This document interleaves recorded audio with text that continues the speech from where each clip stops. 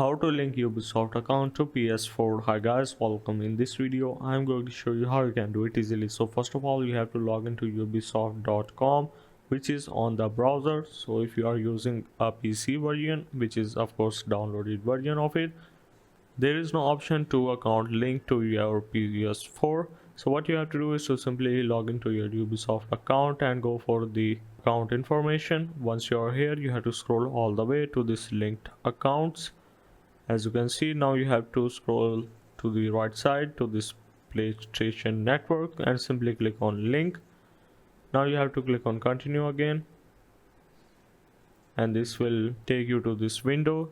Now here you have to enter your PlayStation ID and password and click on next, and you are good to go. So that's how basically you can link Ubisoft account to PS4.